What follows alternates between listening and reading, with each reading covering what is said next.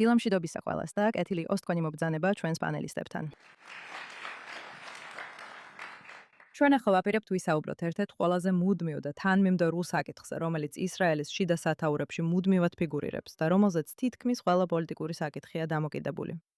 ჩვენ იმ წერტილში ვართ, სადაც წარმომადგენლობითი პოლიტიკა შეიძლება ითქვას, რომ ეხლა მთავრობის ყველაზე სუსტი ნაწილია, ხოლო სასამართლო სისტემა უდავოდ ყველაზე ძლიერი. და ამას ბევრი გავლენა აქვს ეროვნული უსაფრთხოების, ეკონომიკური ზრდის, რელიგიისა და სახელმწიფოს ურთიერთობის სფეროებში. თითქმის ნებისმიერ საკითხზე, რომელიც შეგიძლიათ დაასახელოთ.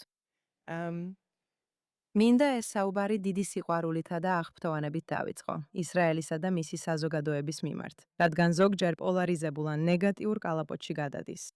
ეს აქედან არ მოდის. კითხვა ისაა, როგორ ავაშენოთ მომავალი. მაგრამ ამის გასაკეთებლად უნდა გავიგოთ, როგორ მოვხდით ამ სიტუაციაში. დასაწყისისთვის ჯერ გადის მიუმართავ. ეს პრეტენზია ღრმა სტეტლზე, ტერმინი, რომელიც არ მომწონს, მაგრამ პრეტენზია ღრმა სტეტლზე ან ღრმა სახელმწიფოზე. ეხლა ბევრ ქვეყანაში ისმის, მთელ მსოფლიოში, შეერთებულ შტატებში, დიდ ბრიტანეთში, სამხრეთ კორეაში, ბრაზილიაში. ეს სია გრძელდება. არის თუ არა რაიმე გამორჩეული ისრაელის შემთხვევაში?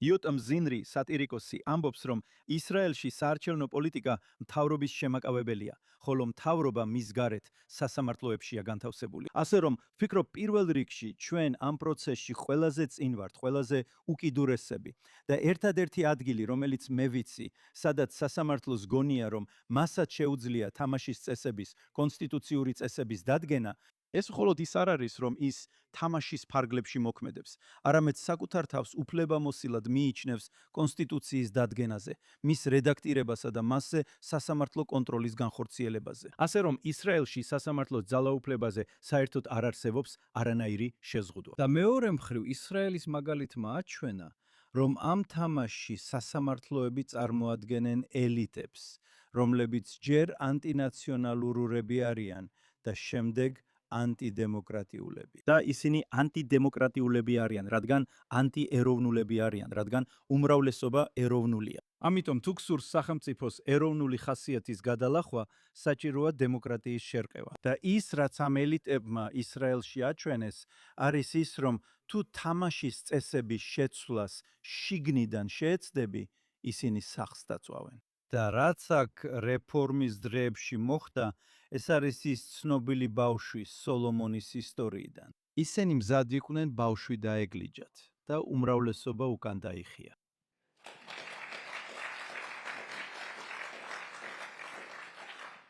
სწრაფი გაგრძელება ისრაელის სამართლისა და ლატვიის ფორუმის სულისკვეთებით, რომლის მისია ამ საკითხებზე დისკუსიის შთაგონება. ძალიან ხშირად ხვდები ადამიანებს, რომლებიც ამბობენ, რომ რაღაც უნდა გაკეთდეს. ჩვენ ვიცით, რომ ისრაელის საკონსტიტუციო სტრუქტურა სხვაგან არსებულთან შედარებით არასწორადაა მოწყობილი. რაღაც უნდა გაკეთდეს. თუმცა, სიტყვის თავისუფლება ისრაელის კანონმდებლობაში კოდიფიცირებული არ არის. ეს უზენაესი სასამართლოს დონეზეა. ეს უზენაესი სასამართლოს პრაქტიკაშია და ასევე არატრადიციული ქორწინებების აღიარებაც უზენაესი სასამართლოს პრაქტიკაა და ქალების ინტეგრაცია სამხედრო ძალებში უკეთესად თუ უარესად სხვადასხვა ნაწილში, მაგალითად საბრძოლო დანაყოფებში. ესეც უზენაესი სასამართლოს გადაწყვეტილებაა. ასე რომ თუ ამ ბალანსს დაუკარგავთ, მთელი საზოგადოება შეიცვლება და ჩვენი სამოქალაქო უფლებებიც დაზარალდება.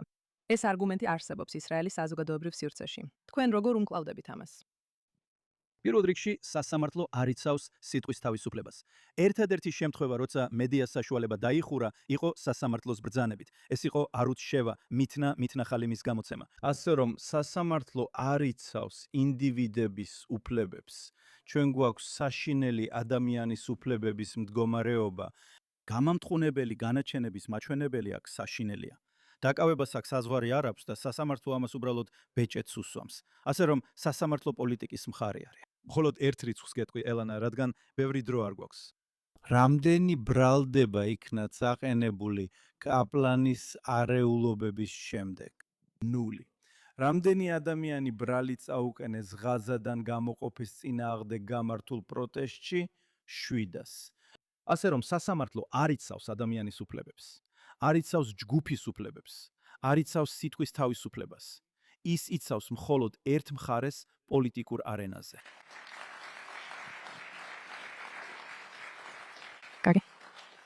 ასე რომ არასწორად დავსხედით. ცოტა ხნით ევგენისთან ვისაუბრებ და მერე შენთან დავბრუნდები, ავი. შეიძლება რაღაცა ვთქვა, რა თქმა უნდა, ოღონ ძალიან მოკლედ. 15 წამი. ვფიქრობ, ეს ცოტა უსამართლოა. ფიქრობ, ისრაელს აქვს ადამიანის უფლებების დაცვის კარგი მაჩვენებელი. ისის როგორც ყველა სხვა არ არის სრულყოფილი, მხოლოდ ტერიტორიებზე.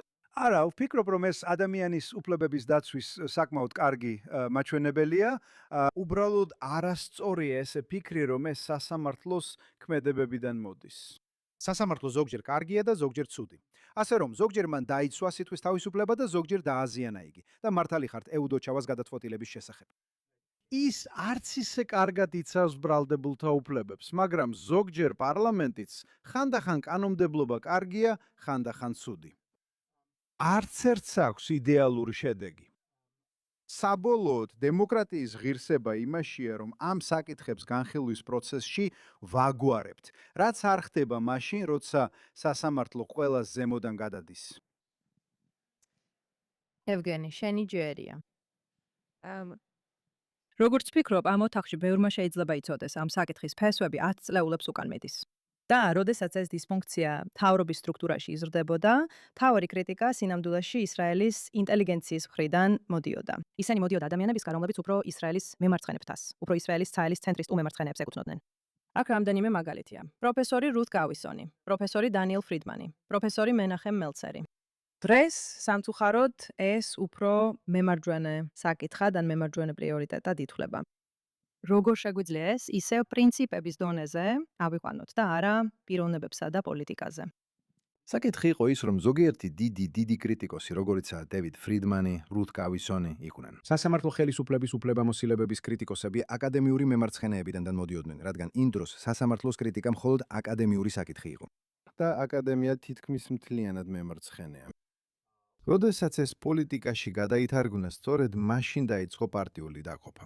და ეს იმიტომ, რომ როგორც ჩვენ კარგად ვიცით, ფორუმ ქეჰილაში სასამართლო რეფორმის დიდი შეცდომა იყო იმის თქმა, რომ ჩვენ უბრალოდ დაკვირვება გავაკეთეთ. სასამართლოებს და იურიდიულ მრჩევლებს აქვთ მთელი ძალაუფლება ქვეყანაში და მთავრობა უბრალოდ საფარველია. ჩვენ შესანიშნავი იდეა გვაქვს. მოდით შევცვალოთ რაღაცები ისე, რომ ძალაუფლების მცირე ნაწილი გადავცეთ მათ, ვისაც ის არ აქვს, იმათგან, ვისაც ყველაფერი აქვს. ცხადია, მათ არ უთქვამთ, ვაუ, ეს გონივრული წინადადებაა, მოდი გავაკეთოთ. პირიქით, ისინი ენერგიულად იბრძოდნენ თავიანთი ძალაუფლების შესანარჩუნებლად. იმისთვის, რომ ეს საკითხი უფრო ფართო გახდეს, ვფიქრობ, ძალიან მნიშვნელოვანია საზოგადოებამ იცოდეს ყველა პრობლემა, მათ შორის ეროვნული უსაფრთხოების საკითხები და საერთაშორისო საკითხები, რომლებშიც სასამართლოები აზიანებენ მთავრობას. რადგან სასამართლოები ამას პირდაპირ არ აკეთებენ, ისინი ამას აკეთებენ იურიდიული მრჩევლების მეშვეობით, რომლებიც ვეტოს ადებენ მთავრობის საუკეთესო გადაწყვეტილებებს, რომლებიც ომის დროს შეიძლებოდა მიეღოთ, მაგრამ იურიდიულმა მრჩევლებმა ეს გადაწყვეტილებები თავიდანვე ჩაახშეს. მთავრობა სხვადასხვა მიზეზის გამო არ სურს ამის საჯაროდ გამოტანა. მაგრამ ვფიქრობ, თუ ხალხმა იცოდა რა დაკარგეს უკვე ბოლო რამდენიმე წლის განმავლობაში იურიდიული მრჩევლების სავალდებულო ძალის გამო, ისინი აჯანყლებოდნენ. ავი, მინდა მაყურებელს ცოტა მეტ ინფორმაცია მივაწოდო რეფორმებზე ორიენტირებული ბანაკის შიდა პროცესებზე. აგი და ამ ბანაკში გარკვეული დებატია, სადაც ერთი მხარე ამბობს, რომ რაც ნამდვილად გჭირდება, ეს არის სტრუქტურული რეფორმა. რაც გჭირდება, არის ყველა სხვადასხვა მოთამაშის სტიმულების შეცვლა პოლიტიკურ და სასამართლო სისტემაში და შემდეგ ყველაფერი თავისთავად დაალაგდება. და მეორე ბანაკი, რომელიც გარკვეულწილად იმედგაცრუებულია იმით, თუ როგორ განვითარდა მოვლენები აქამდე, ამბობს, რომ რაც ნამდვილად გჭირდებათ, ეს არის უბრალოდ სწორი ადამიანების სწორ ადგილებზე მოხვედრა. არ აქვს მნიშვნელობა თუ ისინი მემარჯვენე აქტივისტები არიან, ანუ აქტივიზმი მისაღებია, სანამ ეს მემარჯვენე ფრთაა და არა მემარცხენე, და ეს დისკუსია კვლავ გრძელდება.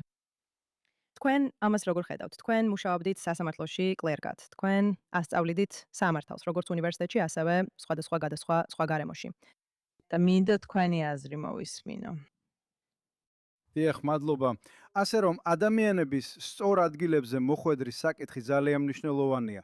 მიუხედავად იმისა, რა პოზიცია გაქვთ ამ საკითხებზე, ხომ ასეა? ვგულისხმობ, ისევ და ისევ იდეალურად დემოკრატია არის. ხალხის წარმომადგენლების მიერ განხორციელებული მმართველობა განხილვის პროცესის შემდეგ. და თუ გსურთ, რომ წარმომადგენლებს შეეძლოთ მიიღონ და განახორციელონ თავიანთი გადაწყვეტილებები, მათ უნდა ჰყავდეთ ბიუროკრატია, რომელიც რეაგირებს იმაზე, რაც მათ განიხილეს და გადაწყვიტეს. ეხლა ჩვენ რთულ მდგომარეობაში ვართ თანამედროვე სამყაროში და ეს არ არის მხოლოდ ისრაელი ან განსაკუთრებულად ისრაელი, ეს მთელ დასავლურ სამყაროში ასეა. ჩვენ ვცხოვრობთ საზოგადოებაში, სადაც გააზრებული მსჯელობა აღარ არსებობს. ადამიანები აღარ მონაწილეობენ დებატებში. ისინი უფრო ცდილობენ ერთმანეთს დააშინონ ან უხვირონ, მაგრამ სწორედ ამიტომ არის კიდევ უფრო მნიშვნელოვანი, რომ თუ აპირებ დემოკრატიულ პროცესებს, ბიუროკრატიამ საბოლოოდ უნდა მიხვეს იმას, რასაც ხალხის წარმომადგენლები აკეთებენ, რადგან არ არსებობს გზა ვინმეს რაიმე დაარწმუნო. უბრალოდ ასე უნდა იყოს. შენ იღებ გადაწყვეტილებებს და შემდეგ მიდიხარ. ეხლა უნდა დავამატო, რომ ამჟამად უზენაესი სასამართლო განიხილავს კანონპროექტს, რომელიც მიღებულია ძალიან მსუბუქ რეფორმას მოსამართლეთა დანიშვნის კომიტეტის შემადგენლობაში, ისრაელში მოსამართლეებს კომიტეტი ნიშნავს. ამ კომიტეტს, როგორც იცით, საკამათო შემადგენლობა აქვს, რომელიც მეტნაკლებად მოსამართლეებს აძლევს ამ კომიტეტს, როგორც იცით, საკამათო შემადგენლობა აქვს, რომელიც მეტნაკლებად მოქმედ მოსამართლეებს აძლევს ვეტოს უბებას მომავალ მოსამართლეებზე. და რეფორმა კომიტეტს ძირითადად ორპარტიულ ორგანიზაციად აქცევდა, სადაც იქნებოდნენ ხალხის წარმომადგენლები, როგორც მმართველი კოალიციიდან, ასევე ოპოზიციიდან. უზენაესმა სასამართლომ ამ კვირის მოსმენებზე ძალიან მკაფიოდ მიანიშნა, რომ აპირებს ამ კანონის არაკონსტიტუციურად გამოცხადებას. ეს საკონსტიტუციო კანონია, ხო ასეა? ეს ძირითადი კანონია. სასამართლო აპირებს გამოიგონოს პრინციპი, რომელიც იქნება ისრაელის დაარსებაში ხელახლა ჩაწერენ ამ პრინციპს, რათა გააუქმონ ეს ახალი კანონი. და მათ უკვე ახსნეს, რას აპირებენ, იცით ამ მისტიციზმში. ცუდია, როცა პოლიტიკოსები ნიშნავენ მოსამართლეებს. უზენაესი სასამართლოს პრეზიდენტმა ერთ ვიდეოში, რომელიც ვრცელდება, თქვა: "არა, ჩვენ უკეთ ვიცით."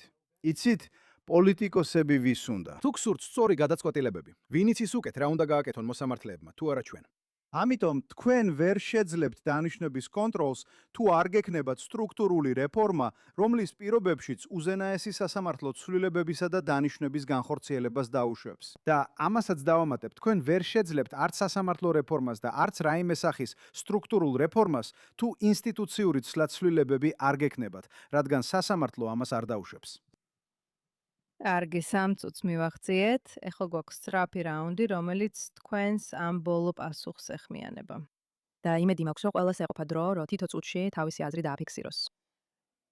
ამერიკელები ხშირად ამბობენ, რომ ისრაელს სჭირდება კონსტიტუცია. სწორედ ეს სჭირდება ისრაელს ამ პრობლემის გადასაჭრელად.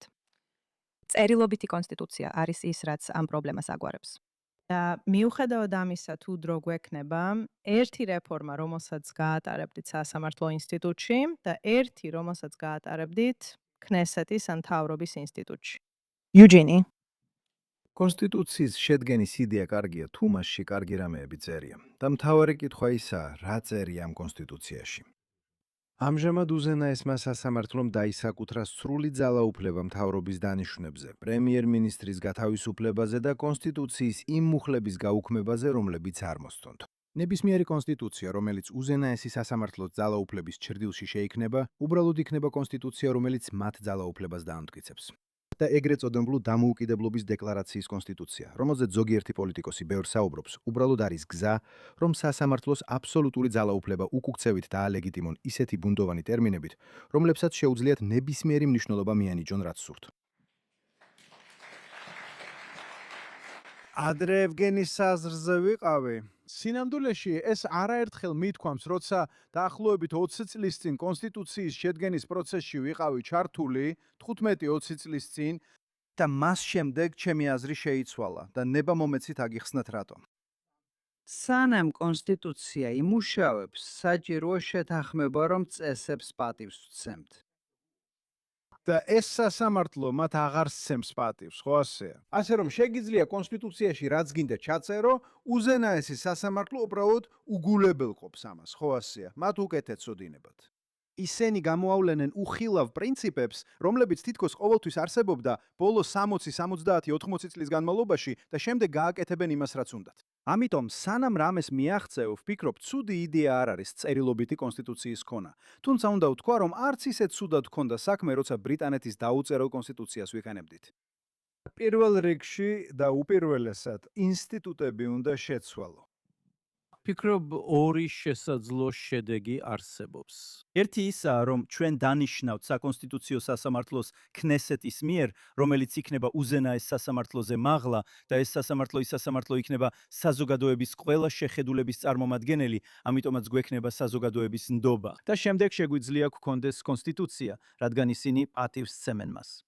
მეორე კი ისაა, რომ უბრალოდ მივდივართ საკონსტიტუციო კრახისკენ.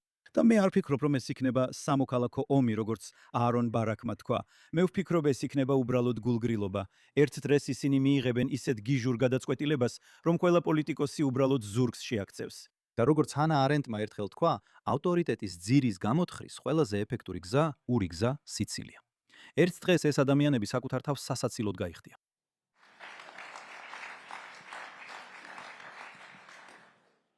ყველა შეგახსენებთ, რომ ეს იყო პროდუქტიული გადაწყვეტილებებისა და პოზიტივის სულისკვეთებით ნათქვამი. მე ვარ ისრაელ ჩაი. ეს იყო შესანიშნავი კონფერენცია. მადლობა.